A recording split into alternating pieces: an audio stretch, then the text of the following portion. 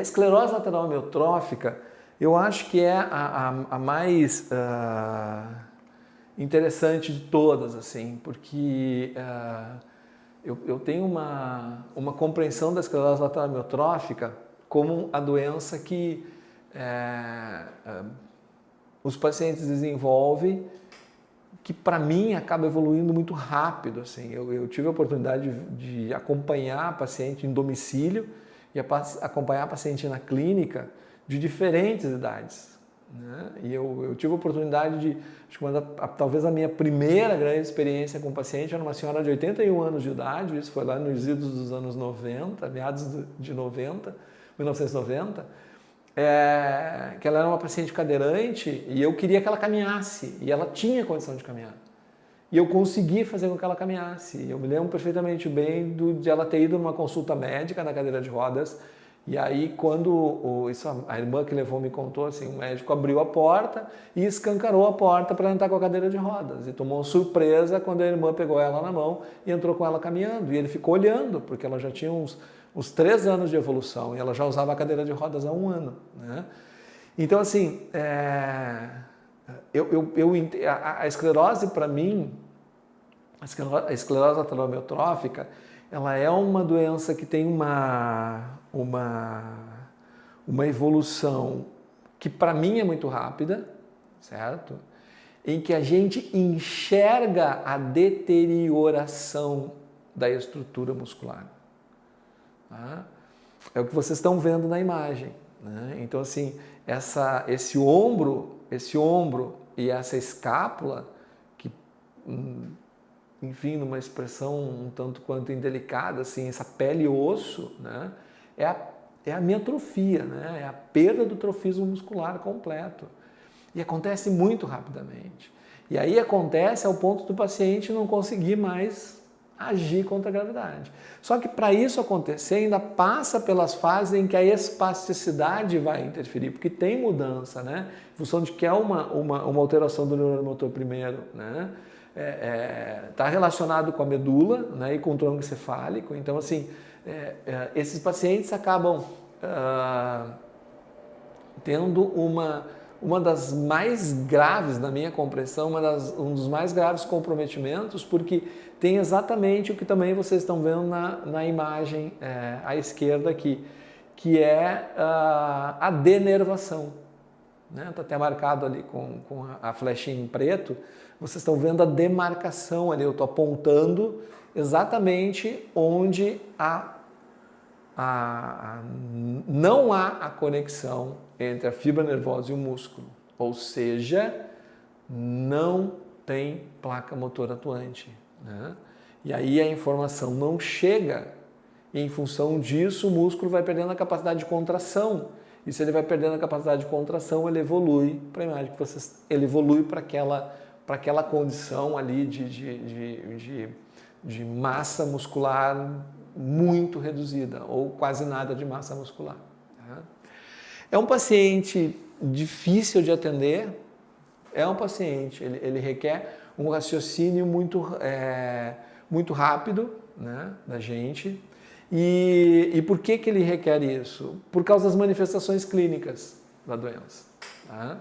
As manifestações clínicas da doença, elas são manifestações que acabam se tornando muito importantes para a nossa compreensão do tratamento, que acabam se tornando muito importantes para que eu possa pensar no tratamento do paciente. Então, vou apontar para vocês assim. Manifestações clínicas da esclerose lateral amiotrófica. Eu tenho dificuldade de dizer a palavra esclerose. Tá? Falando muito rápido, some o S. Ao perceber o declínio funcional, já houve perda de 80% dos neurônios motores. Então, esse já é o começo. Quando o paciente percebe que ele pode estar com alguma alteração, se entende que ele já perdeu 80% dos neurônios motores. A causa disso é uma fraqueza distal dos membros, certo? Embora a grande dificuldade dos pacientes, voltando na imagem que a gente viu antes, ele tem dificuldade de fazer esse movimento com o ombro, né? Mas ele pode até fazer, só que ele não consegue carregar, né? O braço fica pendular, fica solto, né? Ele fica como um pêndulo que o paciente não consegue, não tem contração, não gera contração para vencer a ação da gravidade, tá? Porque não tem estrutura muscular mais. Tá? Mas de qualquer maneira tem uma fraqueza distal dos membros que na verdade precisa ser tratada proximal. Então assim, buscar sempre as mobilidades proximais, que é o que eu costumo fazer. As câimbras e fasciculações, que a gente já conhece, né? Vocês com certeza já ouviram sobre isso. As câimbras e fasciculações que ficam desconfortáveis para o paciente, mas que nos revelam que está tendo uma alteração importante ali, uma evolução da miotrofia. Tá? Em função dessa alteração, ou seja, dessa manifestação clínica que a gente vai pontuar, em função da miotrofia, evidentemente esses pacientes fadigam, né, com muita facilidade. Tá? E essa fadiga então é causada pela hiperestimulação das unidades motoras inferiores, certo? Essa hiperestimulação das unidades motoras, mas com uma incapacidade de gerar força no membro superior. Por exemplo. Então, assim, o paciente fadiga porque ele tenta vencer a ação da gravidade e ele não consegue. Porque ele não sustenta. Tá? Porque para ele vencer a ação da gravidade, ele faz um grande esforço. Ele não consegue. Essa fadiga, ela é diretamente ligada à falta da massa muscular, à falta do volume de músculo, à falta de fibra muscular, à miotrofia. Tá? Então, a perda da massa muscular, ela é crucial para o paciente ter dificuldade de fazer um movimento. E qualquer movimento que ele tentar fazer, ele vai fadigar. Tá? E ele vai fadigar em qualquer postura, seja na posição sentado, seja na posição em pé. Tá? Na posição sentada, tem uma coisa que eu acho que é bem interessante. Na posição sentada, o que o paciente muitas vezes apresenta assim, ó, como o membro superior pode ficar pendular, né? Ele o braço é pendular, enfim, mas ele fica absolutamente sem controle. Quando ele senta, o tronco também vai perdendo um pouco do tônus. Eu acho que acho que é importante a gente lembrar disso assim. Ele vai perdendo o tônus do tronco também, vai diminuindo o tônus do tronco, né? Então vai evoluindo para perda de massa muscular e ele não consegue estabilizar, né? E esse paciente, ele pode tanto cair para frente, quanto cair para trás, quando estiver na posição sentado. Tá? E a gente só consegue posicionar ele corretamente se a gente posicionar o membro superior dele corretamente. Para o membro superior, na verdade, travar o tronco, que esse é o ponto. Travar o tronco. Tá? Então, quando o paciente trava, quando eu travo o paciente, eu consigo manusear com o tronco.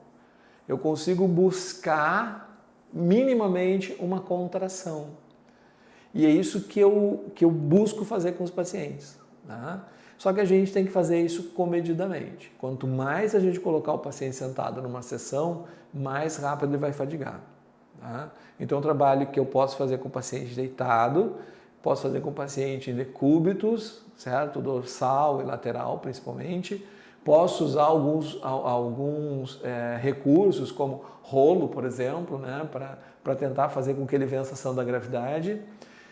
Mas se eu colocar ele sentado, eu tenho que escolher o momento certo da sessão para não fadigar esse paciente antes de eu atingir outros objetivos que eu quero atingir, como, por exemplo, chegar na postura em pé com ele. Porque o fato dele ter um tronco mais hipotônico, né, um membro superior com a miotrofia, né, um membro superior com pouca massa muscular e um tronco hipotônico, não tem a menor dúvida de que a gente vai ter. É um paciente que quando eu tentar colocar na posição em pé não vai sustentar, ele não vai aguentar. Mas não necessariamente porque ele não tem controle de membros inferiores. Muitos têm controle de membro inferior. O problema é que o tronco e o membro superior não acomodam na pelve. e aí o paciente acaba perdendo a sua mais importante capacidade, que é a capacidade de ficar sentado e principalmente a capacidade de ficar em pé. Tá? Então cuidem com a fadiga. Não só aqui, né, mas no paciente com esclerose múltipla, que a gente vai falar também. Vamos lembrar de comentar a respeito da fadiga. Tá? Bom, a gente ainda tem a paresia atrófica, né, que a gente já está falando aqui, eu estou dando nome para isso. A espasticidade hiperreflexia, né, que é de origem cérvico-torácica, pelo que eu falei, né, em função da origem da doença, né, em função de como que o neurônio motor provoca isso, né, que tem a ver com a porção lateral da medula. A disfagia, que leva ao emagrecimento, e aqui tem uma coisa importante, a tendência desses pacientes é em função da perda da fraqueza dos músculos distais, né, e principalmente a fraqueza dos músculos de forma geral, é que esse paciente perca também, por fraqueza, a extensão da cabeça ou o posicionamento da cabeça, ou a posição neutra da cabeça. Então a tendência do paciente é fazer e ficar em flexão. Tá? Ajuda sim se a gente colocar um colar cervical, ajuda. Tá? Já tive paciente que não aceitou de jeito nenhum. Em função dessa dificuldade de sustentar a cabeça, com certeza, isso que eu estou enxergando dele não sustentar a cabeça, portanto a interferência na musculatura do pescoço, não tenho a menor dúvida que estará também lá na musculatura orofaríngea, tá? Isso significa que esse paciente vai ter dificuldade de deglutição. Então são pacientes que se precisam encontrar uma saída. Um dos pacientes que eu acompanhei, ele se negava a usar a sonda nasoenteral. Então ele estava emagrecendo muito rápido por causa disso. Ele não conseguia comer porque ele não tinha mais o controle cervical. Além de, mesmo usando o colar, ele não conseguia deglutir corretamente. Né? Então foi um paciente que se negou a usar a sonda nasoenteral. Como infelizmente nós perdemos o contato dele, ele não retornou mais para a clínica, a gente não sabe como finalizou o processo dele, né, naquele momento, né, ou quando finalizou o processo dele. Mas a disfagia é algo que a gente tem que prestar muita atenção. E tem um risco, assim, quando esses pacientes não aceitam a sonda nasoenteral, quando a gente não consegue fazer um trabalho correto de estabilização de tronco e de cabeça, quando para a fonoaudióloga também, ou para o fonoaudiólogo o trabalho fica difícil, esses pacientes precisam da sonda nasoenteral. Quando eles não querem a sonda, bom, o trabalho fica mais difícil ainda e a gente tem que começar a deixar claro para esse paciente que a responsabilidade é dele, porque ele tem um risco, comendo o que ele come, seja lá o que for, pela boca, o risco dele aspirar. Tá? E daí vem muitos dos problemas respiratórios, pacientes que acabam aspirando. Tá? Bom, em 1998, o Dalbello Haas ele dividiu a evolução da doença em 6 estágios, tá? Que são exatamente esses estágios que eu acabei comentando com vocês, ou seja, as perdas vão acontecendo gradativamente. Tá? Eu só fiz a referência, eu não vou citar os estágios, certo? Isso é uma coisa que basta vocês entrarem aí na internet, vocês vão encontrar com muita facilidade, tá? Mas eu faço questão de pontuar, porque na verdade eu fiz isso aqui para vocês, né?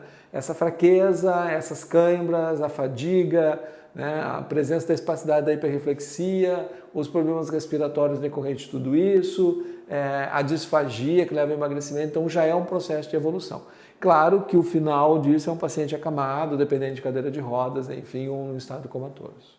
Bom, eu vou falar com vocês então um pouco sobre essa última das doenças que a gente planejou para falar com vocês hoje. Então, lembrando, a gente falou de doença de Alzheimer, falamos de doença de Parkinson, agora a gente vai falar um pouquinho, falamos sobre esclerose lateral amiotrófica, e agora a gente vai falar um pouquinho sobre a esclerose múltipla.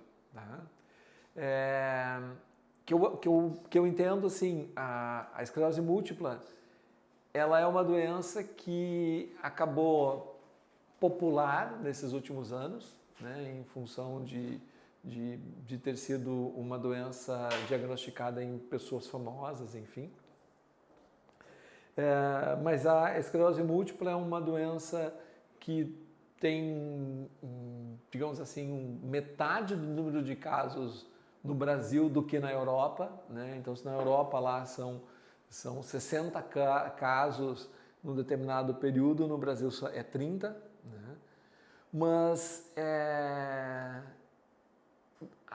o paciente com esclerose múltipla é um paciente que abre um leque de possibilidades de trabalho para o fisioterapeuta, no sentido de definição de objetivos de condutas, né?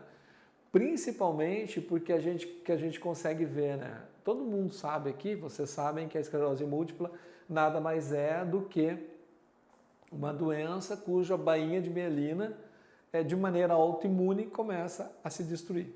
Tá? Vocês sabem que a bainha de mielina começa a se autodestruir, né? Então, assim, não se tem clareza a respeito da origem da doença, quem são as pessoas que podem desenvolver, enfim, não temos marcador biológico. A esclerose múltipla é uma doença que pode se manifestar de 3 formas diferentes e que o fisioterapeuta precisa ter conhecimento da forma como ela se manifesta no paciente que ele vai avaliar. E lembrar que quando ele vai avaliar o paciente com esclerose múltipla, ele vai avaliar o paciente naquele momento. Porque se é um paciente cuja manifestação da doença é na forma de surto-remissão, evidentemente ele está avaliando a consequência de um determinado surto. Que ali na frente o sintoma pode desaparecer, né? E aí daqui mais um tempo depois, o paciente possa fazer uma outra crise, um outro surto, e esse outro surto manifestar um outro sintoma. Tá? Tem que saber se esse paciente teve um surto e dali em diante a doença então se desenvolveu, né, continuamente, né, que é o que a gente chama de esclerose múltipla primária, e a esclerose múltipla secundária, que é quando o paciente vem tendo surtos e remissão, até o momento que ele tem um surto e a doença daí para frente só progride, não se manifesta mais na forma de surtos. Bom, tem que reconhecer isso porque isso ajuda a planejar o tratamento, certo? Muitos pacientes têm esclerose múltipla e eles não necessariamente precisam fazer acompanhamento fisioterapêutico. Fazem, inclusive, acompanhamento fisioterapêutico por um determinado tempo, né? Por um determinado período. Tá? Mas podem perfeitamente bem serem praticantes de exercícios físicos, né? Como uma forma de manter o corpo em movimento, de manter o corpo ativo, de manter o corpo em condição. Tá? Talvez seja, dentre as 4 que eu trouxe, a que menos vai afetar o indivíduo, no que diz respeito a toda aquela base inicial ali, toda aquela parte inicial nossa, né, em termos de modificações musculoesqueléticas, modificações ósseas, no caso, muscular ou neuronal. Tá? Normalmente esses pacientes sofrem menos nessas estruturas. Tá? No caso do paciente com o tipo surto-remissão, ele pode, por exemplo, ter uma alteração visual, desenvolver uma diplopia, né? E não ter necessariamente um comprometimento motor, no que diz respeito à sua capacidade de se movimentar. Tá? E ele pode ter um surto e esse surto atingiu uma determinada área da coluna, né, da medula, na verdade, na medula, e aí ele vai ter esse comprometimento da medula, e no momento que ele compromete, no momento em que a desmielinização acontece num determinado ponto da medula, ele possa desenvolver uma paraparesia, por exemplo, né? E aí ele seja um paciente que a gente precisa ajudar a recuperar. Tá? Como é que recupera? Recupera porque no mesmo local onde há uma degeneração da bainha de mielina, há uma cicatrização, que a gente chama de gliose, né? E essa cicatrização, ela permite que o estímulo passe, não na mesma velocidade que passaria se a gliose não estivesse ali, né? A cicatrização não tivesse acontecido ali, ou se não tivesse ocorrido uma lesão naquele local com cicatrização. Mas, de qualquer forma, pode acontecer sim. Esse paciente pode sim desenvolver uma incapacidade temporária, né? E a gente vai fazer o nosso trabalho de maneira que a gente vai investir para que ele recupere a sua capacidade funcional. Tá? Então, são duas situações distintas. Tá? O que a gente está vendo aqui, enfim, são alguns principais sintomas, certo? Que aí vão, falei que ia aparecer, né, a fadiga, já está ali o primeiro, né? Então, a fadiga, a depressão, o humor instável, comprometimento cognitivo. Não necessariamente esses sintomas aparecem juntos, tá? E não necessariamente aparecem. Desses aqui, a fadiga é um sintoma que está muito presente no paciente, certo? Esses pacientes normalmente, inclusive próximos às imunoterapias que eles precisam, que são necessárias, né, para esses pacientes, os acompanhamentos clínicos que esses pacientes vão fazer, os tratamentos que eles vão fazer por dias, enfim, podem gerar determinadas manifestações, né? E uma delas é a fadiga, né? Tem pacientes que, quando estão fazendo, por exemplo, a terapia, né, a imunoterapia, são pacientes que ficam naquele período, naquela semana, muito cansados, né? Então as atividades ficam, qualquer esforço fica muito grande. Não preciso dizer que na fisioterapia o fisioterapeuta tem que dosar a sessão para que o paciente não fadigue. Procurar exercícios que sejam úteis para o paciente, procurar exercícios que sejam importantes para o paciente e que, na verdade, não permitam que o paciente fadigue cedo demais a sessão de fisioterapia para a gente não perder a sessão. Tá? E ali tem as alterações visuais, se sabe, por exemplo, que a diplopia, que eu citei de exemplo, é um sintoma muito característico, é um primeiro sintoma muito característico da doença da esclerose múltipla, né? As disfagias, que também podem vir, e as alterações musculoesqueléticas, que vão desde fraqueza, espasmos e ataxias, e das sensações de dor, hipoestesia e parestesia. Então, só para a gente fazer um panorama, um olhar geral assim sobre os sintomas que podem aparecer. Repito, eles não necessariamente aparecem juntos, tá?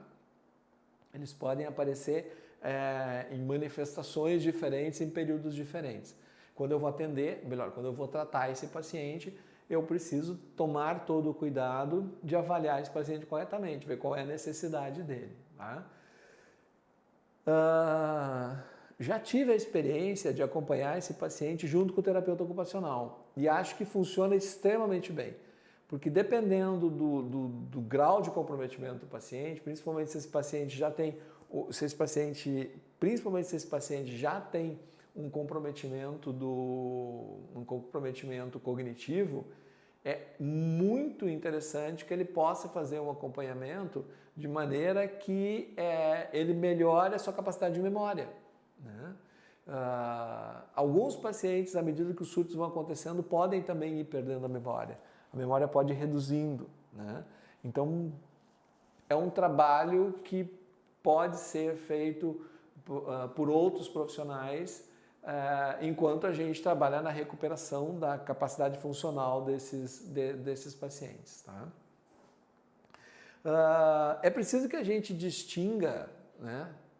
É preciso fazer a distinção, achei o verbo horrível.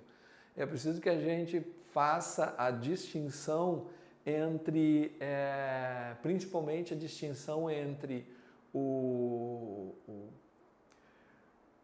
a fraqueza, a hipertonia e a ataxia que aparece ali, né?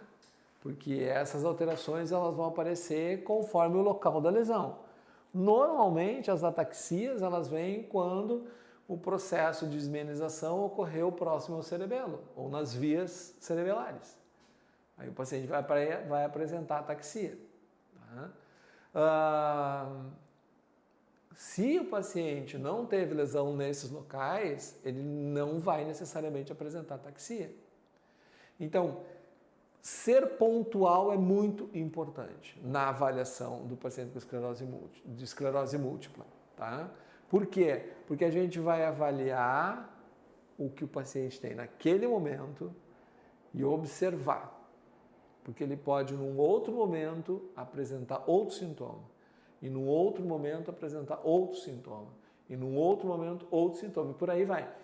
E vai ao ponto de não necessariamente o paciente ter 20 anos de diagnóstico, ter tido vários surtos e chegar para vocês com algum tipo de comprometimento. Ele pode vir lá depois de 20 anos com uma consequência de um surto e não ter acumulado nada. Por isso que é surto e remissão. E ele pode ter vindo para vocês para atendimento pós um surto e ele vir com outros sintomas, porque aí ele tem um tipo de esclerose que é evolutivo. Tá? Acho que cabe muito bem nesse paciente, a partir desse paciente, falar sobre isso. Assim. Eu gosto muito de pensar no movimento como consequência, né, da interação entre a tarefa, o indivíduo e o meio. Né? Um ambiente como a gente tem aqui no nosso slide. Tá? O que significa isso? O indivíduo, porque você guarda as particularidades do indivíduo, né? Você guarda aquilo que você guarda do indivíduo aquilo que é só daquele indivíduo. É a personalização da tua avaliação, é a personalização do teu olhar sobre o paciente. É o indivíduo. Você pode avaliar esse indivíduo a partir de uma determinada tarefa, que na verdade a gente vai chamar também de função, como eu já falei antes, né? Que pode ser o sentar e levantar, a gente falou disso, mas você vai ter que contextualizar esse indivíduo com o ambiente. E isso funciona de forma muito interessante num paciente com algum quadro de esclerose ou nos pacientes com demência. Tá? Por quê? Porque quando a gente falar com o paciente que tem doença de Alzheimer, nós estamos falando de um paciente que tem uma dificuldade, muitas vezes, de localizar-se no tempo e no espaço. Né? Tem aquele distúrbio tempo-espacial. Tá? Então, assim, quando você for avaliar ou for tratar um paciente, usa esse jogo do indivíduo, da tarefa e do ambiente. Porque quando você faz a relação, né, a intersecção entre esses três elementos, você vai conseguir produzir no paciente o movimento que você quer. É essa interação que faz com que, num determinado momento, você está organizando a tua sessão e aí você entrega, por exemplo, um peso para o paciente, porque você quer que ele faça um determinado movimento com aquele peso e ele automaticamente faz aquele peso. E você não pediu, porque ele guardou aquilo na memória de alguma forma. Mas, de qualquer maneira, não necessariamente ele vai fazer aquilo se ele não estiver no mesmo local que ele estava no dia que ele fez aquilo pela primeira vez. Então, vamos imaginar assim, você atendeu o paciente na sala da casa dele, você atendeu em domicílio. Tá? E aí, se você tirar esse paciente da sala para fazer essa tarefa em outro lugar, ele pode se negar a fazer, porque ele não consegue enxergar esse contexto, ele precisa enxergar o contexto para realizar a tarefa. Tá? Então a tarefa seria, eu só tenho que levantar esse peso, né? Você dá para ele levantar o peso que ele pode, né? Individualizado, né? Mas você tem que contextualizar onde ele está. Né?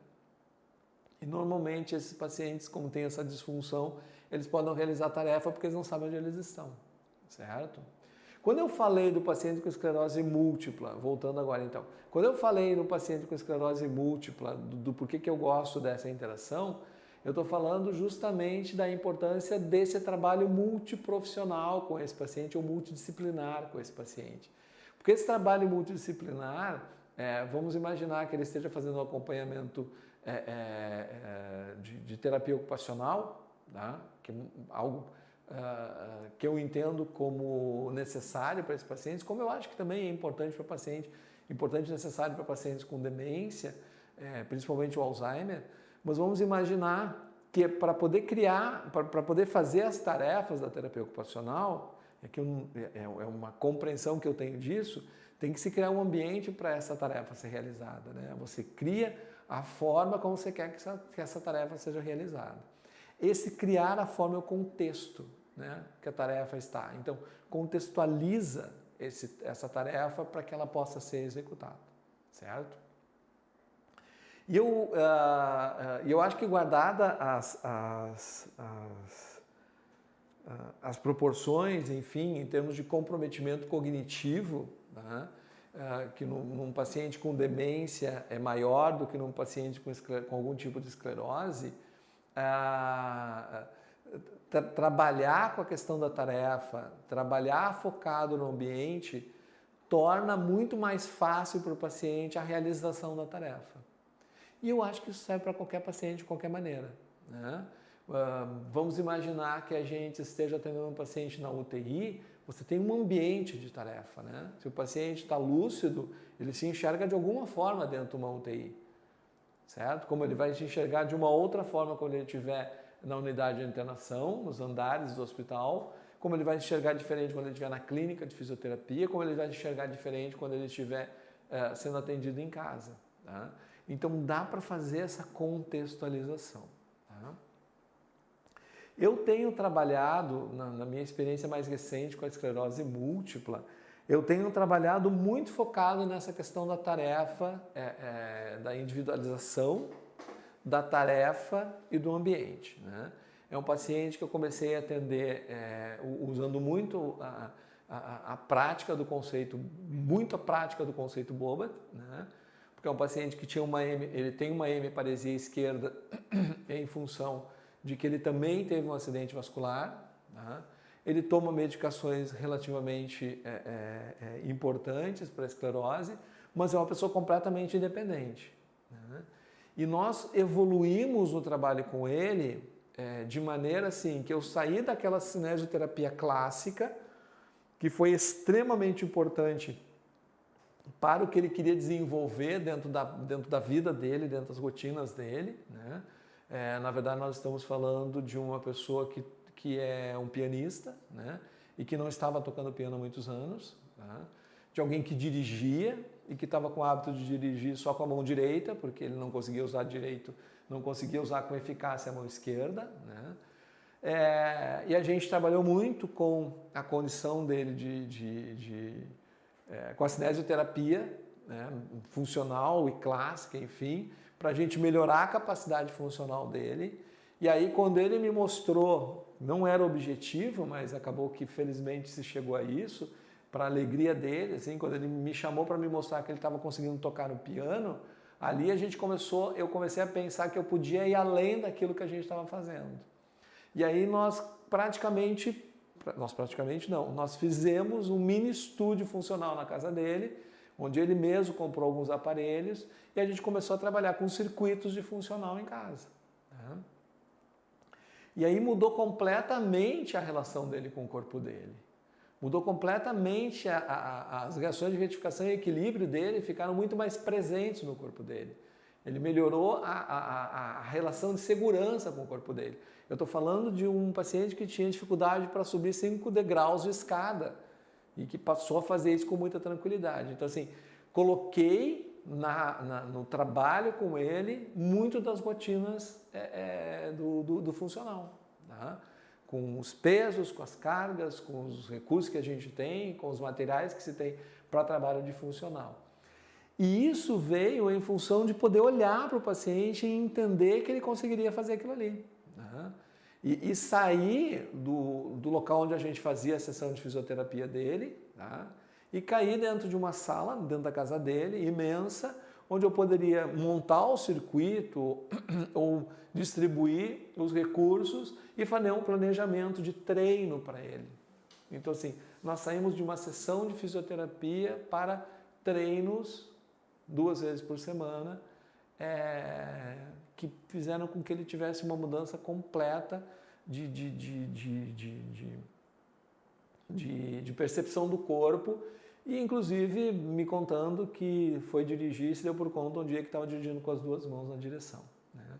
Então, assim, a minha prática, a minha experiência, a minha vivência disso, meu olhar sobre isso é de de que o movimento ele está diretamente ligado a esse conjunto que eu tenho que fazer entre a tarefa, o indivíduo e o ambiente que ele vive, o ambiente que ele está, e somado a uma coisa muito importante, que é, a condição cognitiva dele. Se ele tem condição cognitiva para te devolver o que você está propondo, você vai avançando, né? Que não quer dizer que se for um paciente com quadro demencial com cognitivo baixo, por exemplo, eu não consiga fazer as evoluções que eu estou fazendo aqui, né? O que eu fiz com esse paciente com esclerose múltipla. Eu consigo fazer essa evolução, mas eu tenho que propor para o paciente, observar qual é a resposta que ele me dá, certo? Voltar para a questão dos desafios, né? Então, assim, eu proponho o desafio e aí eu vou propor o desafio. Se o paciente consegue fazer, ele me devolve, esse feedback dele é positivo. Se o feedback dele não for bom, eu mantenho a proposta, mas eu posso mudar a carga, eu posso mudar o lugar, eu posso mudar a forma de fazer, eu posso ir para o exercício mais básico, né? Mas eu não posso mudar, eu acho que não se deve, na minha visão, você não deve deixar de fazer, né? Você tem que propor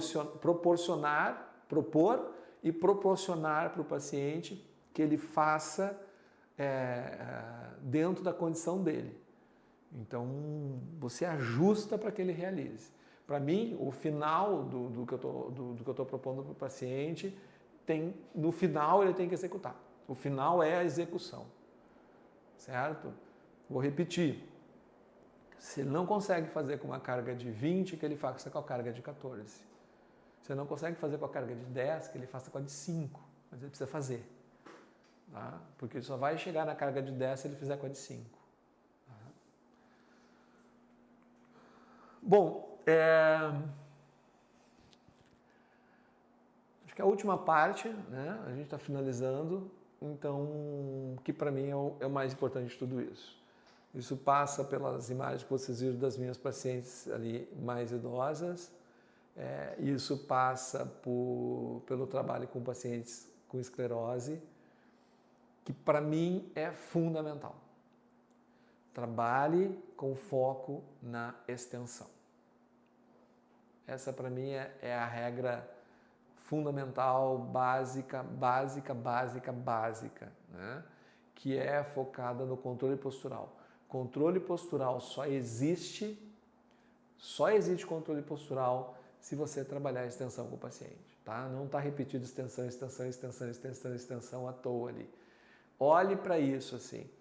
Tudo que você quiser desenvolver com o paciente, com qualquer exercício, com qualquer técnica, dentro de qualquer método, com qualquer conceito, atravesse isso o tempo todo com postura alta, atravessa isso o tempo todo com extensão.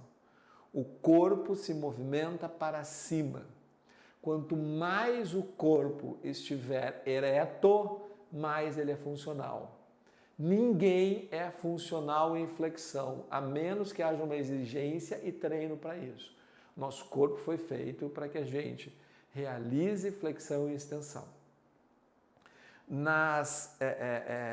Se eu for voltar lá para o nosso início de novo, né, para o nosso início da aula, onde eu trouxe algumas coisas do envelhecimento, a gente ficaria pensando assim, a gente fala muito hoje sobre o idoso e muito a respeito do idoso, a gente fala sobre a questão de proporcionar, vamos lá, vamos pensar, grupos de idosos que se reúnem para fazer atividade física, ou para correr, ou para fazer exercício na praia, ou para fazer exercício no clube, ou no centro comunitário, enfim, né? O que mais hoje a gente vê são idosos que estão cada vez mais em extensão, né? Cada vez com o tronco mais sustentado, né? E é legal você ver, é interessante você poder observar que as pessoas têm uma extensão que as mantém equilibradas, certo? e que para mim é a grande representação do idoso de hoje. O idoso de hoje não é aquele idoso que caminha em flexão, né? É aquele idoso que tem uma postura, que tem um controle sobre o seu corpo de forma muito efetiva. Nos nossos pacientes neurológicos, a aplicação é exatamente a mesma. Se lá no final da linha, todo mundo aqui, por envelhecimento, vai chegar à flexão de novo, vá para o exercício físico, para a atividade física, né? Se proponha a fazer para que você mantenha o seu corpo cada vez mais em extensão, né? O que nos torna capazes de fazer é a extensão, não é a flexão. Tá? É por isso que a extensão entra na nossa vida lá nos primeiros meses, né? Em torno do 4º mês de vida, e ela não sai nunca mais. Tá? Lembrem que a gente tem alguns movimentos elaborados, né? Que o ser humano faz, que só o ser humano faz. Rotação, pinça e a postura em pé para marcha, né? Que é o apoio unipodal. Né? Então, assim, para se chegar a isso, eu preciso de extensão. Ninguém chega a isso em flexão. Então, para cima, sempre para cima. Por que sempre para cima? Por uma razão muito simples. Porque o controle postural tem por objetivo a estabilidade e a orientação. Para que isso aconteça, precisa de percepção e de ação. Qual é a consequência disso? A consequência disso é a capacidade funcional do indivíduo, sempre íntegra, ou a capacidade funcional do indivíduo é cada vez mais elaborada. Tá? Então, normalmente, essa estabilidade, essa orientação que dependem dessa percepção, que é do caráter neuronal, e dessa ação, que é do caráter... percepção que é do componente neural e da ação, que é do componente músculo-esquelético, a gente vai sempre encontrar isso alterado nos pacientes com doenças neurológicas. Então, se o controle postural tem por objetivo estabilidade e orientação, e isso vai estar alterado nos pacientes com doenças neurológicas, evidentemente que eu tenho que ter como objetivo principal buscar essa estabilidade, essa orientação. Eu tenho que ter como objetivo principal melhorar a capacidade perceptiva do paciente, corporal e ambiental, certo? Para que ele execute a ação, que eu vou chamar de função, da melhor forma possível. Bom, era isso. Eu espero que eu tenha ajudado vocês. Foi uma satisfação muito grande. Um abraço para todos e até a próxima.